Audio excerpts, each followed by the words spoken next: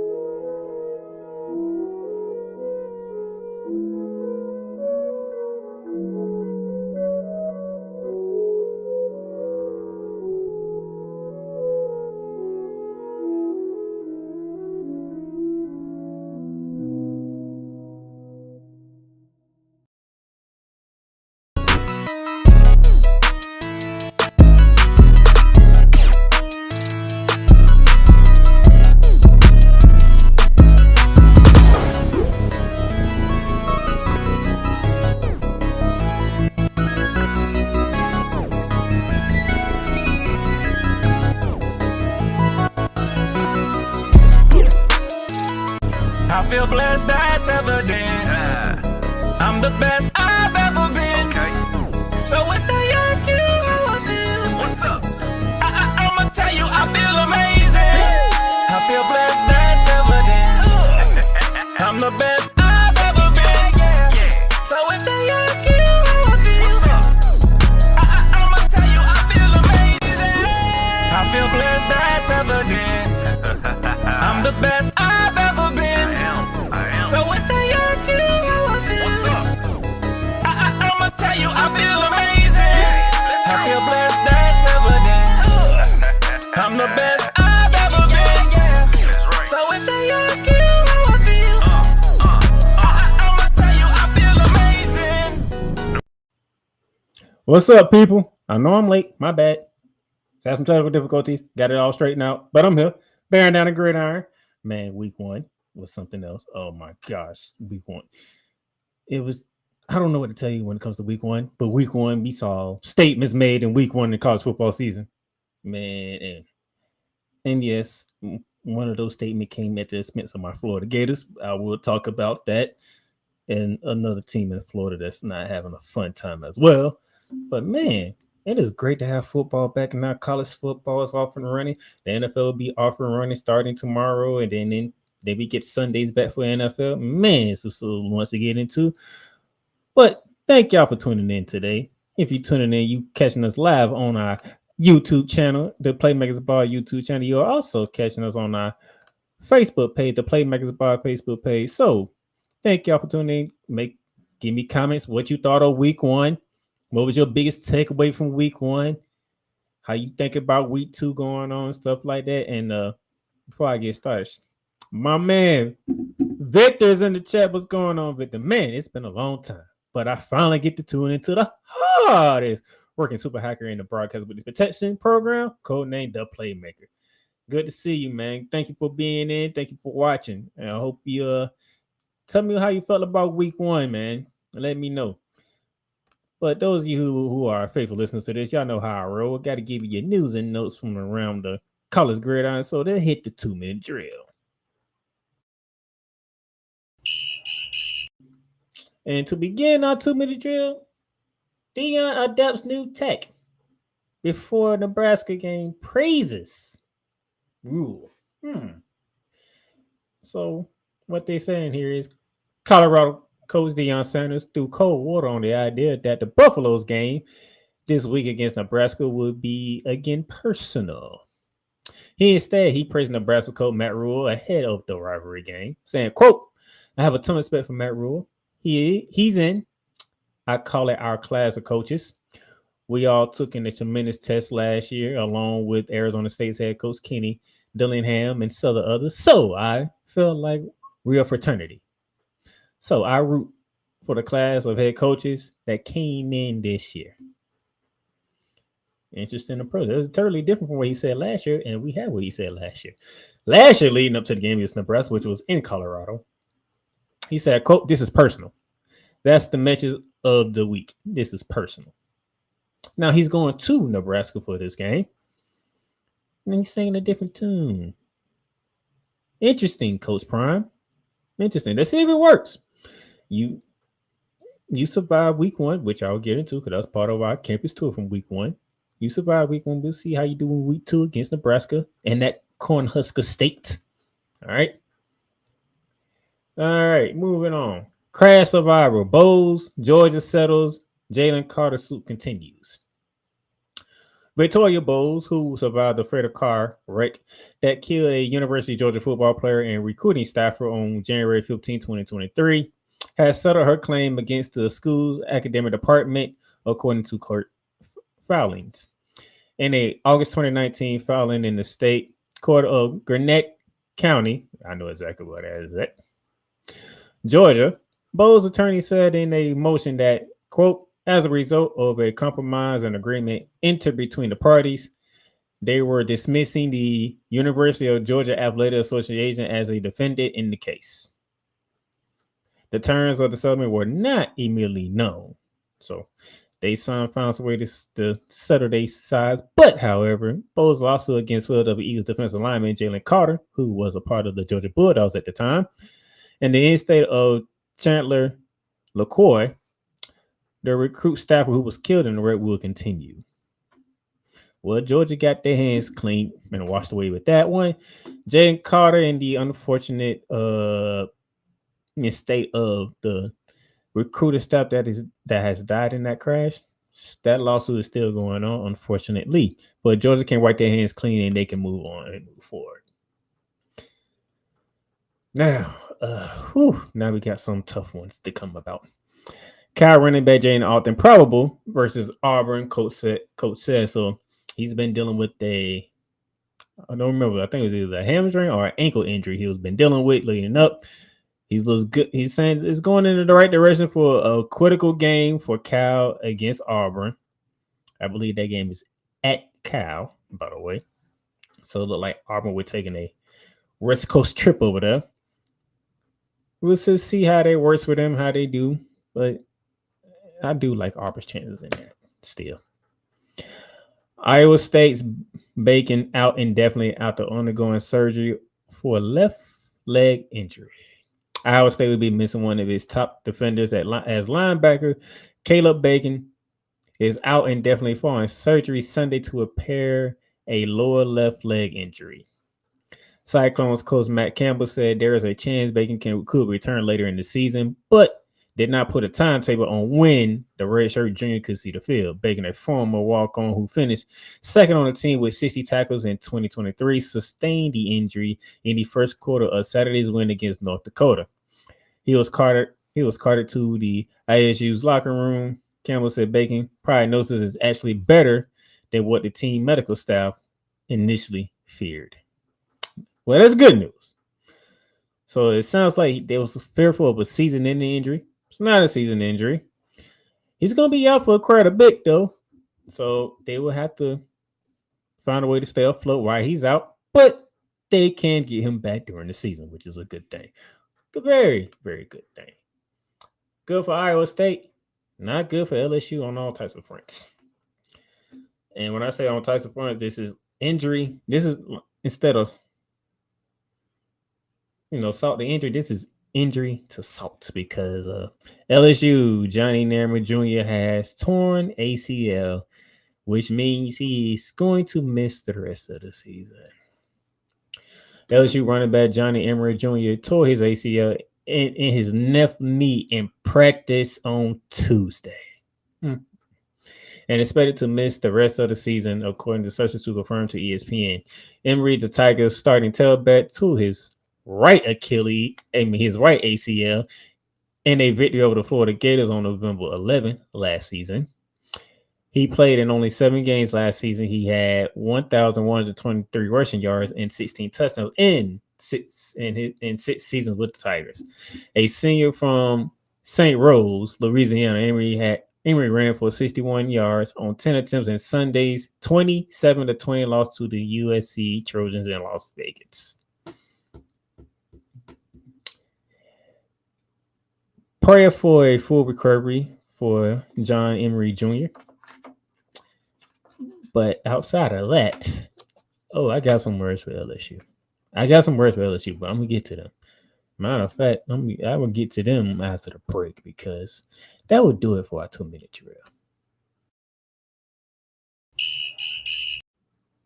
And like I said, we're going to take a break because when I come back, we're gonna do our Gridiron recap, our first Gridiron recap of the season.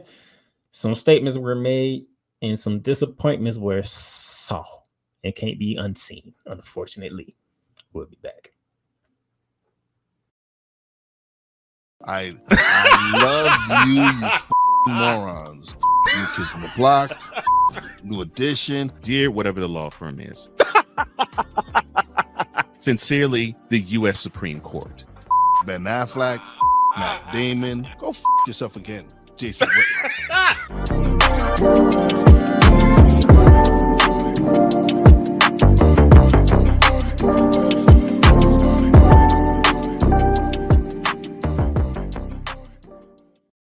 Whether it's news, the largest egg producer finds bird flu in chickens at a Texas plant, weather, devastating tornadoes rip through the heart of the United States, inspiration, a breast cancer survivor completed the journey of chemotherapy, and now begins a future one of matrimony, or sports. Michael Jordan is shown on a photo with Diddy. LeBron James has a video extolling the virtues of a Diddy party.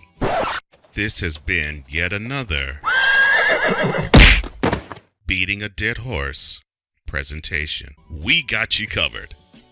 BS3 Network, in association with Comey Media Incorporated, proudly present The Morning Shift with Cole Johnson. Live every weekday at 8 a.m. Eastern, 7 a.m. Central.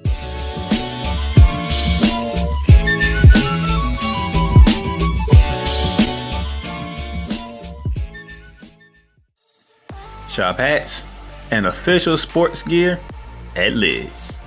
Lids is the leader and #1 destination for hats, gears, and everything that moves you, making it the perfect shop for fans to find official sports hats, merchandise, and gear. Represent your team, your town, and your style with a snapback adjustable fitted hat or beanie from thousands of college and pro teams. Browse the very latest sports jerseys and t-shirts from the best teams out there. Lids has officially licensed professional and college sport team apparel and hats featuring the hottest brands and trends. Shop online or visit one of the 100 stores across the country. Locker Rooms by Lids. Hey, Eagles fan. Join my man Cool McCain and a host of others as they break down every single game, every single week in an objective manner, and also from a fan's perspective as well. Remember, this cast feels just like you. Nobody likes you. And you don't care. Fly, Eagles, fly. Eagles Elite Podcast. Every Wednesday at 8:30 p.m. Eastern on YouTube and other podcast outlets.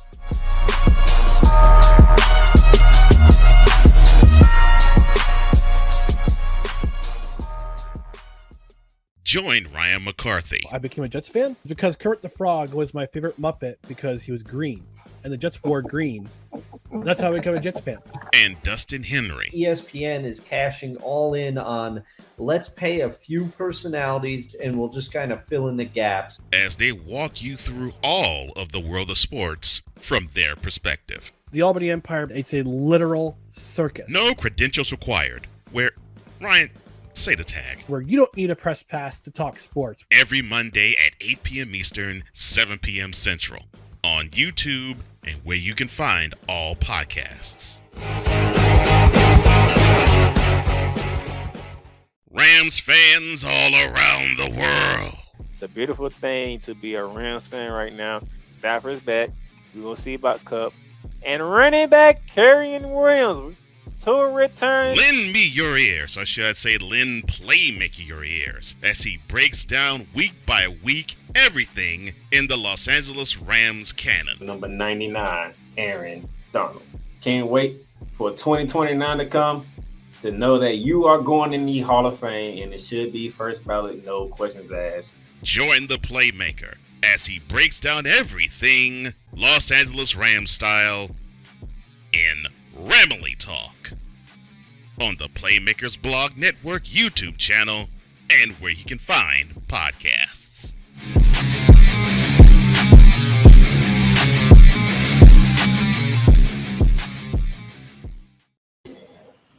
And welcome back to Gridiron and Gridiron here on this lovely Wednesday, the first Wednesday of the 9th month of the year, September 4th, 2024. Man, thank y'all for tuning in, man. If you are watching on our YouTube channel, thank you very much as we are slowly growing our YouTube channel. If you don't mind, if you're new, hit that subscribe button, hit that notification bell. So every time either Bearing Down the Gridiron comes out, Shooting Lights Out, which I recorded yesterday, comes out, or Ramily Talk, this commercial you just saw, which will be tomorrow, ladies and gentlemen. Recap, previewing the final 4 weeks of the season for the Los Angeles Rams before week 1 of the NFL season kicks off tomorrow when the Kansas City Chiefs host the Baltimore Ravens. And then speaking of Rams, they are on Sunday Night Football in the city and the team that ended their season last year, the Motor City of Detroit, Michigan, against the Detroit Lions. All right. Now that we got those nice tidbits out the way, we got to recap week 1. So, our first installment of this year's Gridiron Roundup.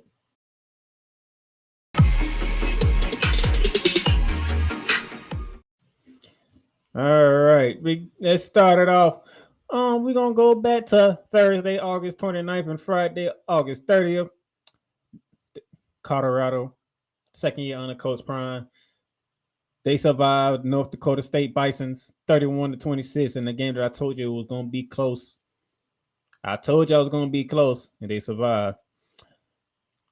Also on Thursday, we had North Carolina travel up to Minnesota to take on Warrior Boat Golden Gophers. And a missed field goal in the waning seconds of the game gave North Carolina the 19-17 win. Nice road win for Matt Brown and the Tar Heels of North Carolina. And then Friday, TCU traveled out west to Stanford to take on the Cardinals in their first game as ACC members. But it was the Big 12's Horned Frogs handling business 34-27 with the dub on that. Now, let's focus on the Colorado game because I did tell y'all it was going to be a close game. There's a reason why Matt Rule, who Coach Prime will be facing this upcoming weekend, said, "Don't schedule no Dakotas on my schedule. Schedule no Dakotas." And one of the best Dakota teams out there is North Dakota State, which the Colorado Buffaloes open up against at home in Boulder, Colorado. Boy, I tell you, they still have some issues, but Shedeur Sanders and Travis Hunter, man, oh man. Shedeur Sanders, as you can see on the screen, 26 for 34, 445 passing yards with 4 touchdowns and 1 pick. 3 of those touchdowns went to Travis Hunter. One of which he caught the ball with the defender's hand in his face, literally in his face. And we was like, how did he catch that? Just how? So you also see Joe Horn Jr. there with 7 catches, almost 200 yards receiving with a touchdown. So no questions about the quarterback, no question about the two-way player of Travis Hunter who can play both wide receiver and corner. I think he played every snap except for maybe 3 in that game. Defensive line looked better. Offensive line looked better. Shedeur Sanders was only sacked 1 time. We'll see though how it progresses though. But I told y'all, North Dakota State was coming to play. Y'all put some respect on North Dakota State. Oh, they're one AA team. They're LCS. If you know football, you're gonna put some respect on North Dakota State. They might be a FCS school, but them boys know how to play some football, and they played. Okay. Now let's head to the big day that was Saturday, August 31st, 2024. This past Saturday, Georgia dominated Clemson 34-3. Good gracious. Penn State went to Morgantown, West Virginia, and they handed the Mountaineers 34-12, despite having I think it was like a 2.5-hour rain delay, weather delay, should I say, because that game didn't finish until it was close to prime time, close to the 3:30 games was starting. And I'll take that back, close to after the 3:30 game started. Yeah, that was that long.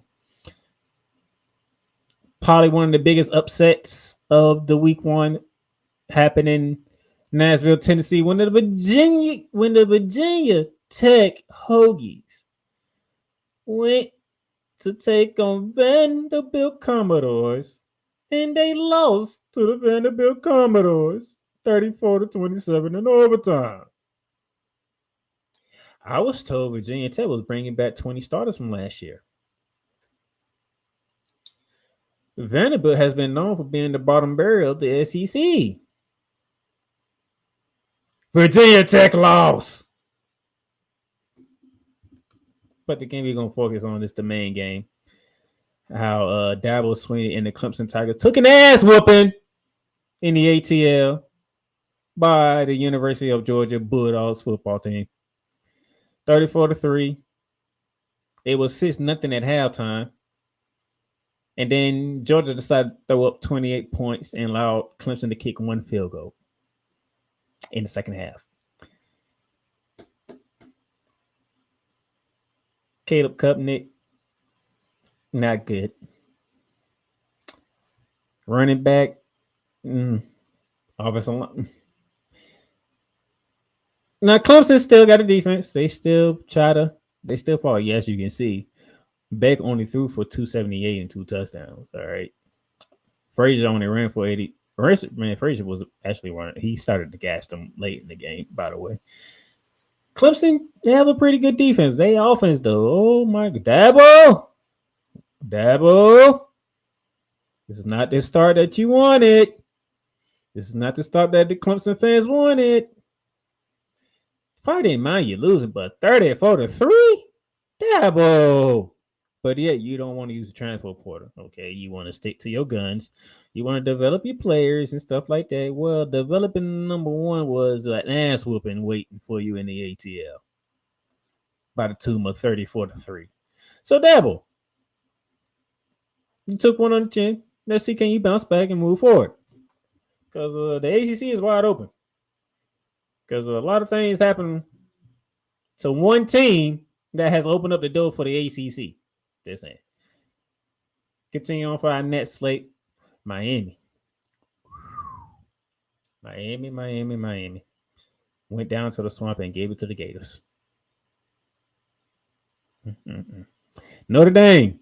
And they ugly. And I do mean ugly game in prime time in College Station at Kyle Field against the A&M Aggies. Came out victorious 23-13.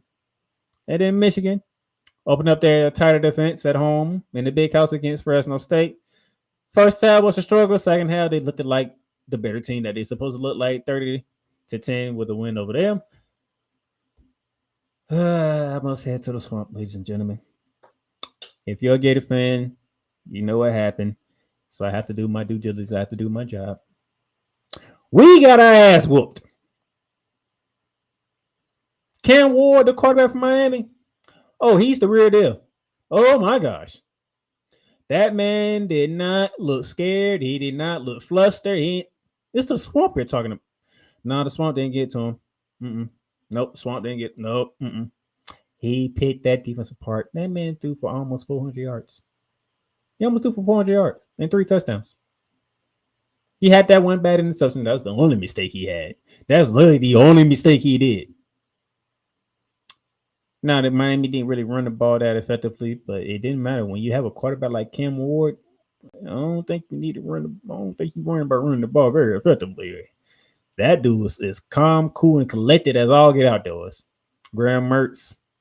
Then Billy Napier, the offense didn't look right. Now I could grade it, Montreal Johnson Jr. for having over 100 yards rushing, but 71 came on running. So 106 minus 71, you're talking 10 carries for 35 yards. Being honest, I hate, it's my team. I love the Gators. But if we're being truthful, Montreal Johnson really, he had 10 carries for 35 yards. Then he ended up with that one carry for 71 yards to the crib. And actually helped. In matter of fact, that was actually the last score that Florida had. Because they went to 17 to like 20. And then Miami went off 21 straight points to make it a blowout. Just being honest. But yeah, Billy Napier, you are in trouble. You was already in trouble when the schedule came out 2 years ago. When we saw the schedule, it was like, ooh, that's year 3 for Billy Napier. Ooh, Miami, UCL, Texas A&M, Mississippi State, Georgia, Kentucky, Tennessee, Texas, LSU, Ole Miss. And sure enough, we're right on cue. Week 1, get your ass whooped. Offense don't look good at all. Defense. If the defense can stay disciplined, Miami don't score 41 points. That's pretty much what it is. If the defense is disciplined, they don't give up 41 points.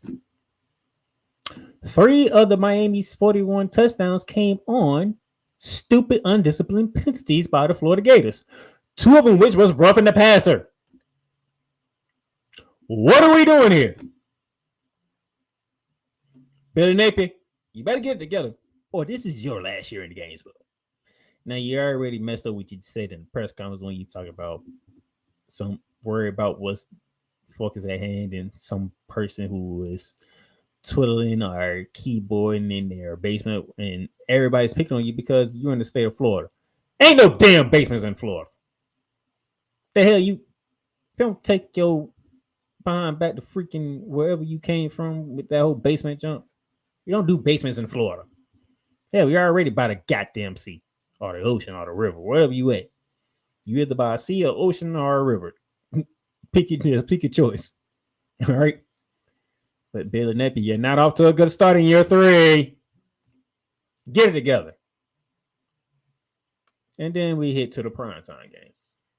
Ugly game it was down in Calfield in College Station against Texas A&M and Notre Dame. But the Notre Dame Fighting Irish came out on top. Very ugly.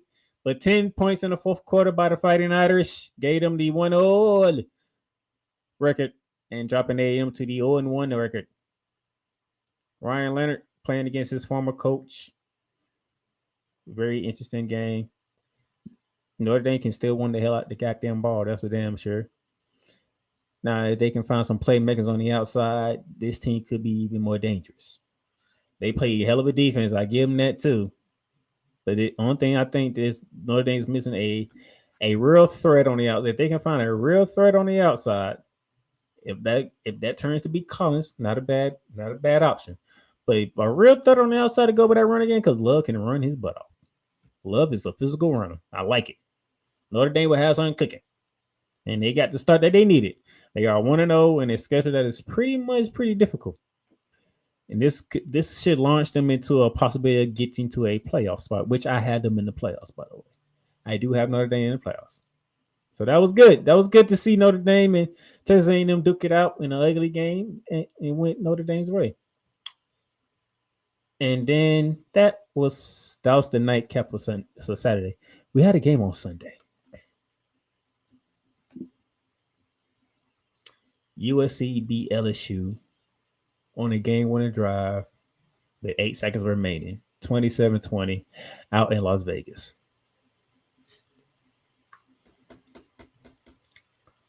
Miller Moss, the quarterback for USC, picked the Tigers' defense apart. That man threw for almost 400 yards. He only threw one touchdown, but he almost threw for 400 yards.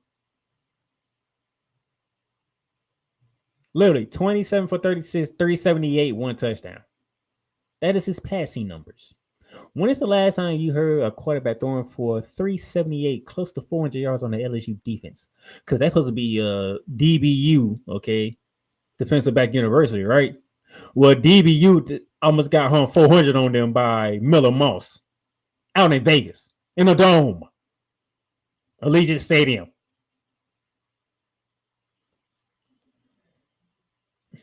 Brian Kelly. Yeah, you want to slam the table? We was there. We had him. We came. I don't know what's going on.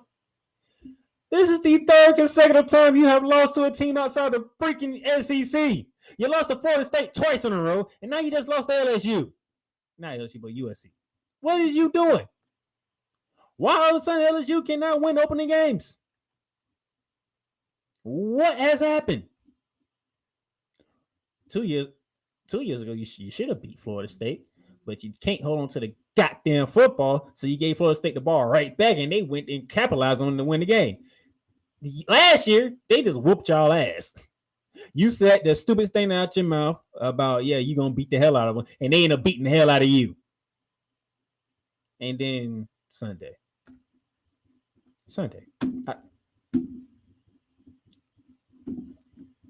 Maybe you think you're not doing something right? This is 3 years straight. You have opened the season up 0-0. 0-0. Florida State, USC. ACC, now Big Ten.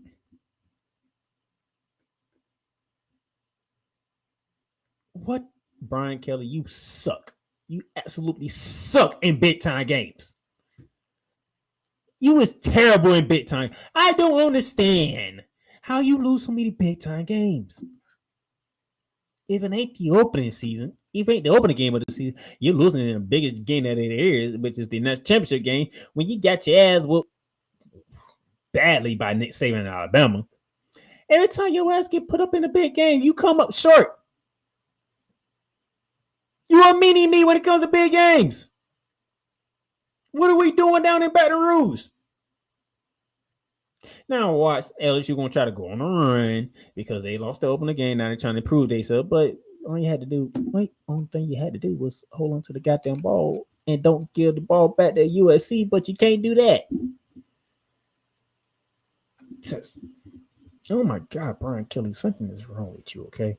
Something is seriously wrong with you. But man, that is terrible.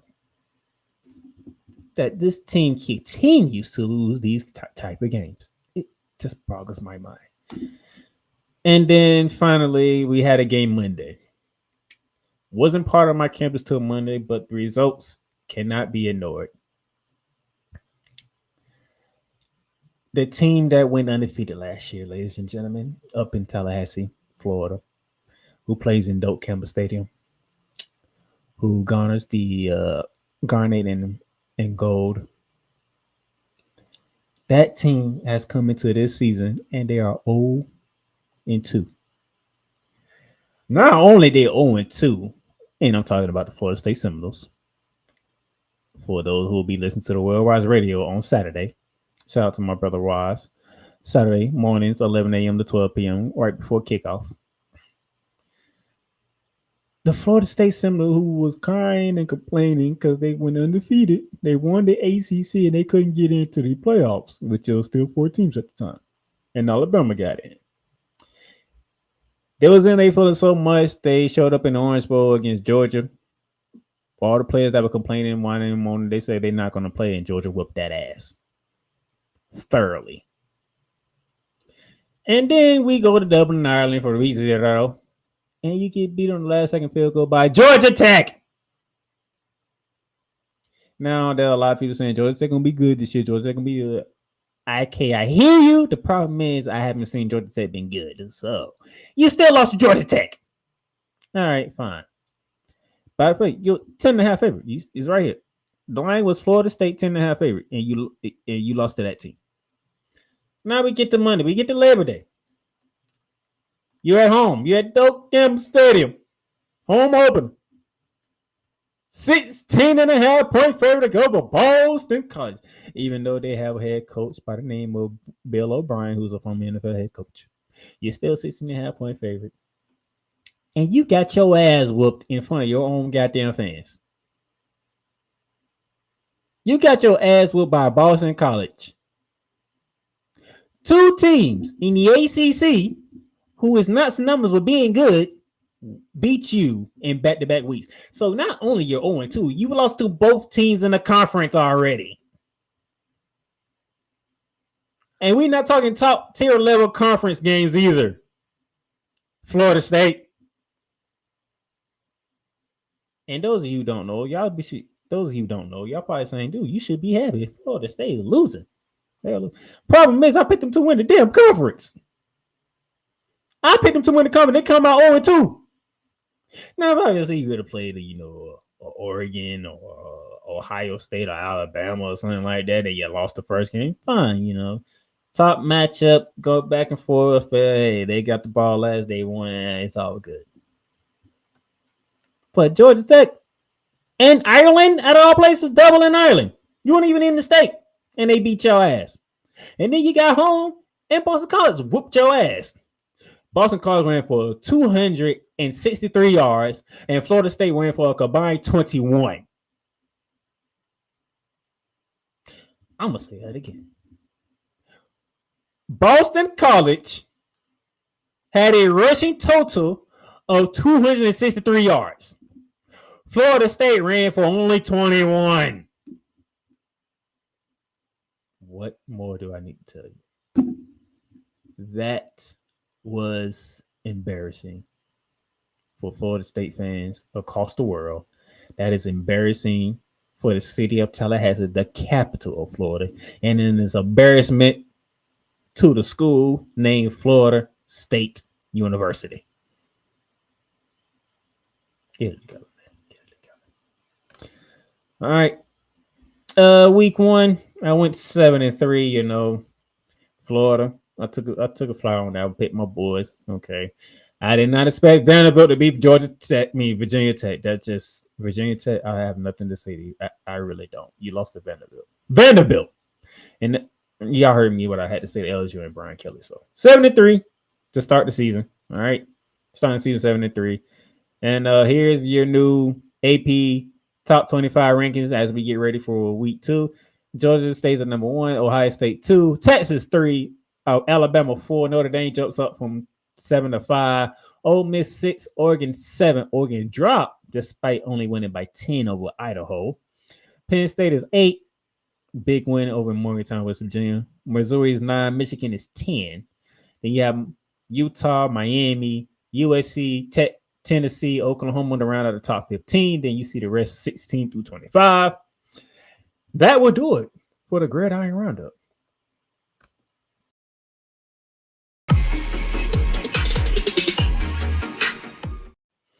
All right, we're going to take our second commercial break right here. Then we'll be coming back.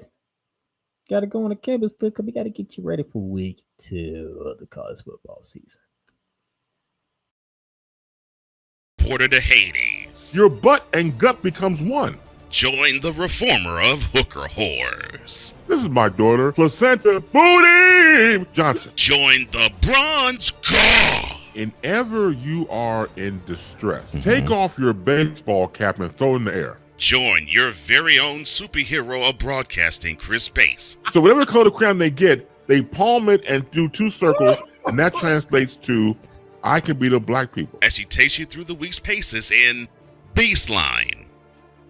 Live every Saturday at 8 a.m. Eastern, 7 a.m. Central, Pacific time zone people, just stay asleep when this is on live and just catch the recording. Oh, I'm sorry. Exclusively on the Chris Bass YouTube channel.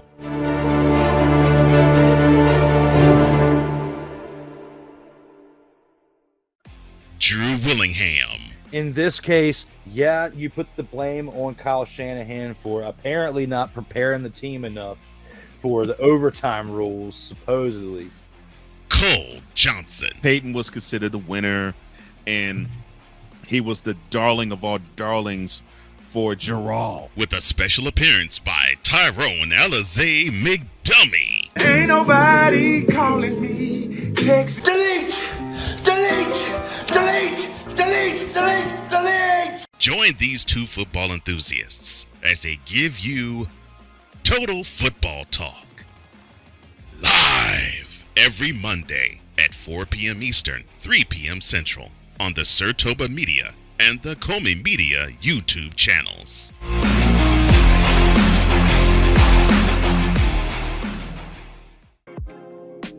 Get Mounts of Entertainment with Paramount Plus. Stream new movies such as Mean Girls, Transformers Rise of the Beast, and Good Burger 2 with Paramount Plus. Stream live sports such as the UEFA Champions League, the NFL on CBS, the PGA Tour, and March Madness. Catch hit CBS shows such as Fire Country, Ghost, NCIS, and more. But also catch exclusive originals for Paramount Plus such as Special Ops Lioness, The Famous Stallones, and the hit series Halo. The new streaming home of Showtime. Watch Showtime original series and movies when you sign up with Paramount Plus with Showtime. Make it a fun, action-packed adventure for the whole family and create kid-friendly profiles for the little ones. So much to stream with Paramount Plus, with over 45,000 full episodes from BET, CBS, Comedy Central, MTV, Nickelodeon, and more. Paramount Plus plan starts at $5.99, but if you subscribe today, you get a free trial. Paramount Plus, Mounts of Entertainment. Welcome, ladies and gentlemen, to another edition of Into the Net FC. Kylian Mbappe just all of a sudden finally understood his role, and I think he finally understood that everything Kylian Mbappe has accomplished already, there is still a hell of a lot waiting for him in the future. Kylian Mbappe is only 24 years old. He has accomplished so much, and you know what? Kylian Mbappe has not even reached his prime. Finally seeing, the Marcus Rashford we have been hoping for such a long time, But, this game, after everything Manchester United has been, doing lately, this was actually the ultimate test, to see if Manchester United, honestly was all of a sudden for real. I explained this. The United States, maybe they have to suffer this loss as a lesson to learn to prepare for the future. Because 4 years from now, the World Cup is in not one, not two, but three countries. The United States of America, Canada, and Mexico. Into the Net FC is available on all streaming platforms, including Spotify, Apple Podcasts, Google Podcasts, Amazon Music, and YouTube. All right, ladies and gentlemen, welcome back to Bearing Down the Gridiron here on this Wednesday, September 4th, 2024. As we get you ready for week 2 of the college football season. In doing so, we got to go on our campus tour.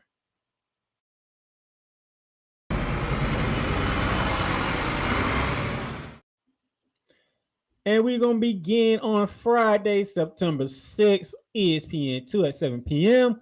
We have a Big 12 ACC matchup as the BYU Cougars visit Fort Worth, Dallas area to take on the SMU Mustangs. The SMU Mustangs, they sneaked out a victory over Nevada. They sneaked one out over Nevada. And they handle business. So somebody got to take their first loss of the season. Somebody got to take the loss on the season. Matter of fact, now that I'm sitting here thinking about it, I want to know what's the spread looking like for this? Because I know I have a lot of bettors that listen to this show. So I need to give them their numbers. Being a good host, even though I'm not a bettor, I don't gamble like that. So we have the line here says, this is the ESPN bet, by the way. 11.5 in favor of the Mustangs at home. So take that how you want.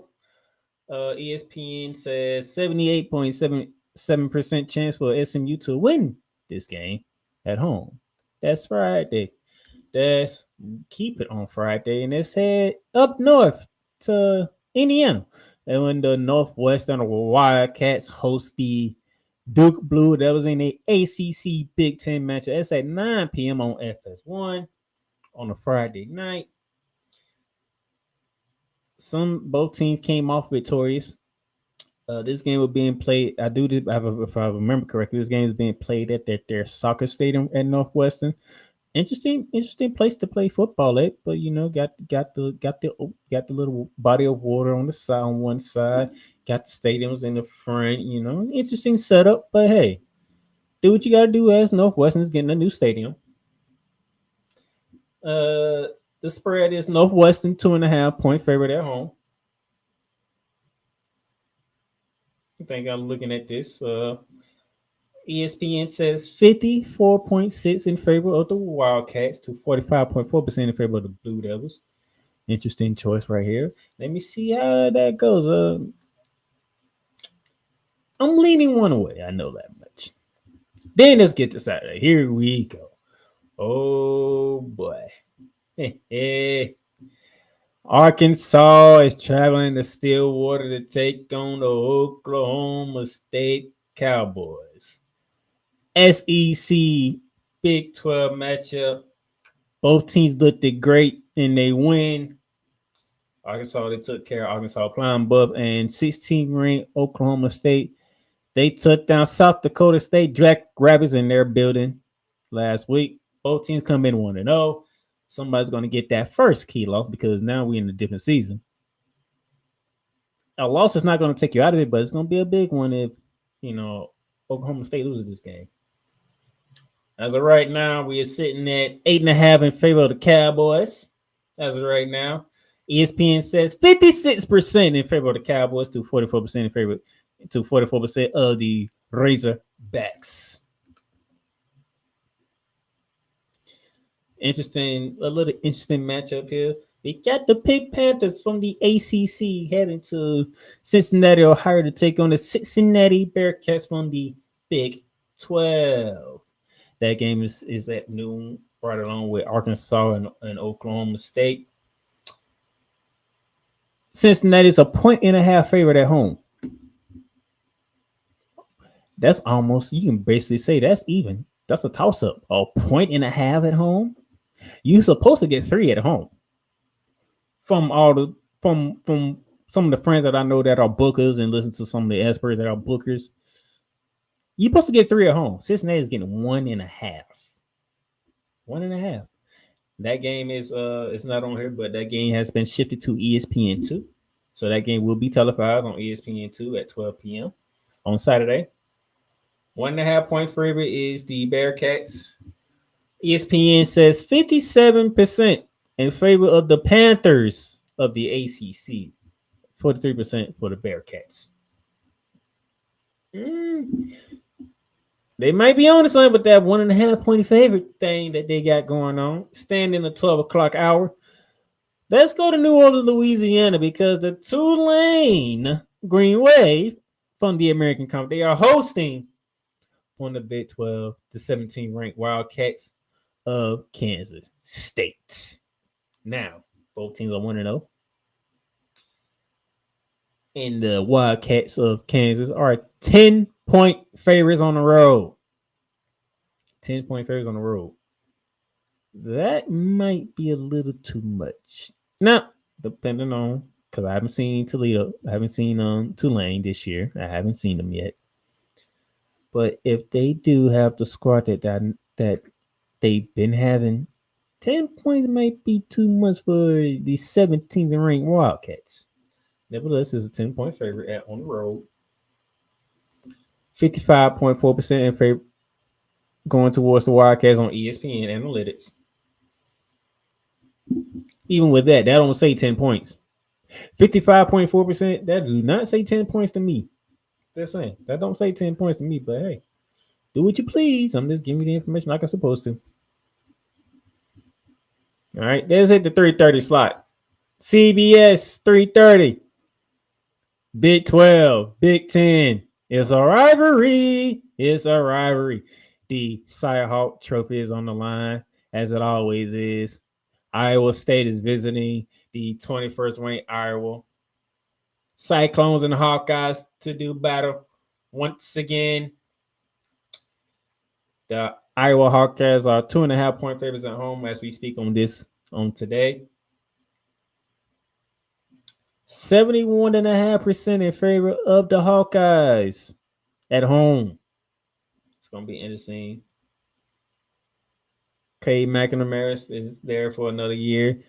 He's looked good in his first game, throwing for 251 yards and 3 touchdowns. Beck is the starter for the Iowa State Cyclones. He threw for 267 and 2 touchdowns. So we're gonna see. I think the last couple of times he's been going to the Hawkeyes. Could stay in the Hawkeye Nation. We shall see. Okay, we shall see. Let's head down to the prime time slot for Saturday because we got an 18th ranked, the Kansas Jayhawks, taking on the Illinois Find Illini of the Big Ten. Find Illini versus Jayhawks. When I seen this, I was like, ooh, okay. Little interesting Big 12, Big 10 action we got going on here. I'm kind of interested in this game. FS1 is your station for this game. I'm looking for. We have a 5-point favorite in favor of the Kansas Jayhawks. 66.5 favorite for the Kansas Jayhawks. Okay, not bad. And then we get to the ABC primetime game, 7:30. We're going to Charlotte, North Carolina, Bank of America Field, where it is the 14th ranked Volunteers from the SEC of Tennessee taking on the Wolfpack and 24th ranked NC State of the ACC.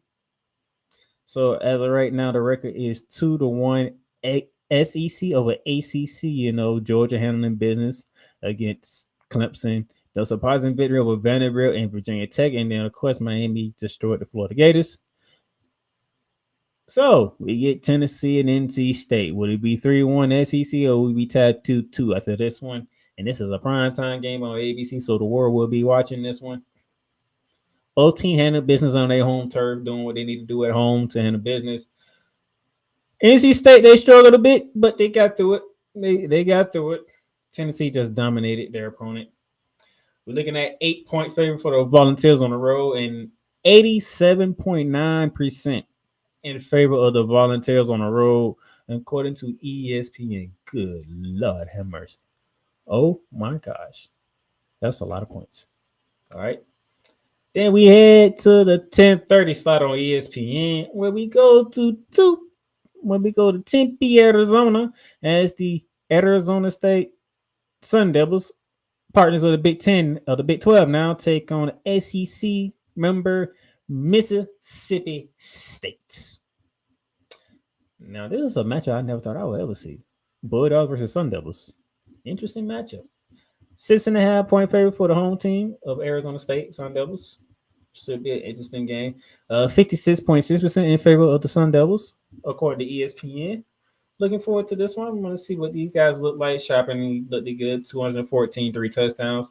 Love it for the Sun Devils. 258, 2 touchdowns. I'm looking forward to this one. Both teams should be physical.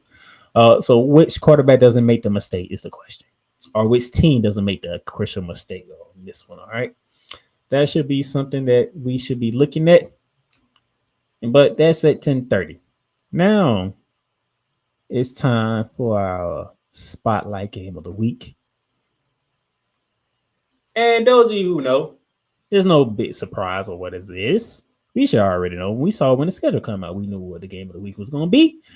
Let's head to the big house, Ann Arbor, Michigan, with the new kickoff on Fox. SEC versus Big 10. The 10th ranked and reigning defending champions, the Michigan Wolverines. They welcome in the 3rd ranked team in the land, the Longhorns of Texas. What appears to be a very, very pivotal game early in the season. A win here can solidify you to making the playoffs. A loss here could make you work for some things here, but you won't be out. You got 12 teams. You got 12 teams, so you won't be, you won't be out of the race. But you will take a hit in a big loss like this one. In the big house. All right. The spread, they open up at 4 for Texas. Now the spread is at 7.5 for Texas. So 3.5 more points was added to it. ESPN says 73.6% of a chance that Texas goes on the road and knocks off Michigan.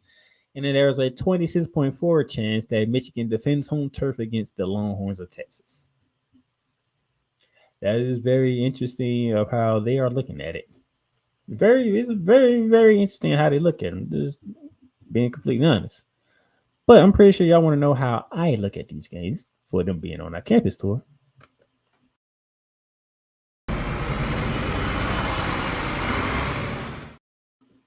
And we're going to let you know how I feel right now with our bear down play team.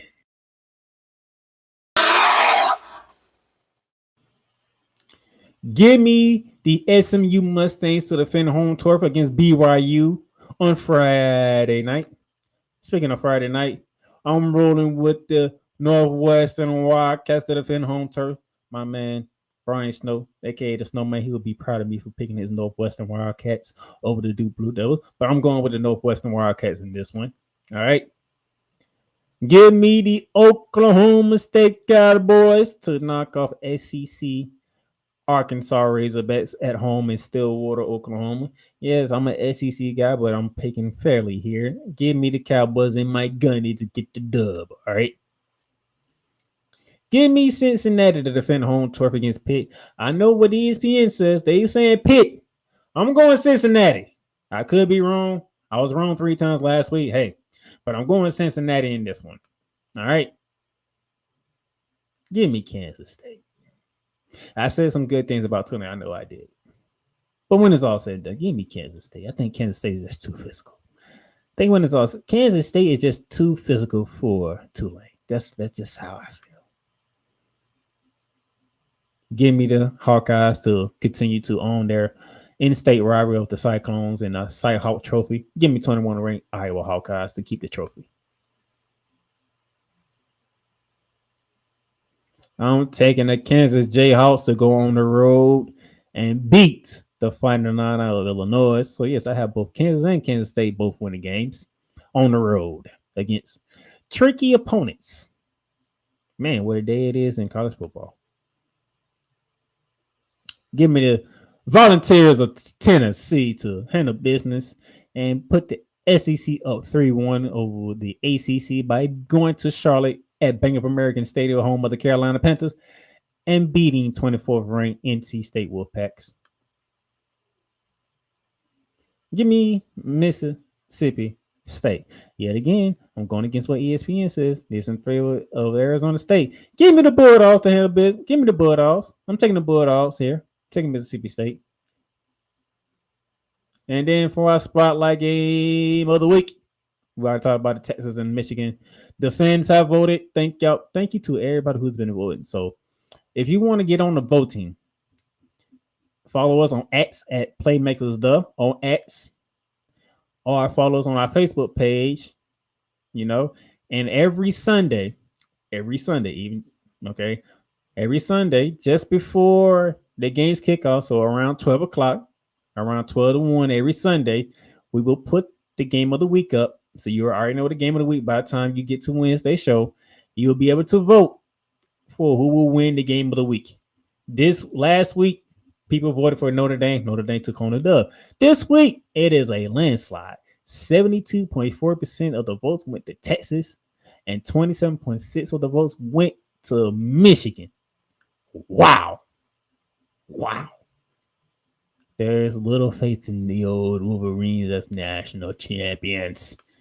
And I'm going to join that 72.4% because I'm picking Texas. I'm picking the Longhorns to go into Ann Arbor, Michigan. I'm picking to go into the Big House. And I'm picking them to smack. That's why I said smack. S-M-A-C-K. Smack the Wolverines around and come back to the SEC with a big-time dub on them. So that's SMU. Northwestern. Okay. Cincinnati. Oklahoma State. Kansas State. Iowa, Kansas, Tennessee, Mississippi State, and Texas. Those are my picks for week 2 of the Bear Down Play 10.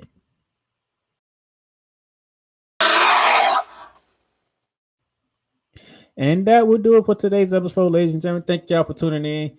Those of you who will be listening on the Real Rise Radio, you'll be catching this 11 a.m. on Saturday, leading up to kickoff for whatever game you want to watch, whether it's Michigan and Texas, that's at 12, or anything else that you want to listen to. All right. You can listen to this on Spotify, Apple Podcasts, Amazon Music, and iHeartRadio, or wherever else you listen to your podcast is at. That will do it for today's episode. I will see y'all next week to recap what took place in week 2 of the college football season and then previewing week 3 of the college football season. Deuces.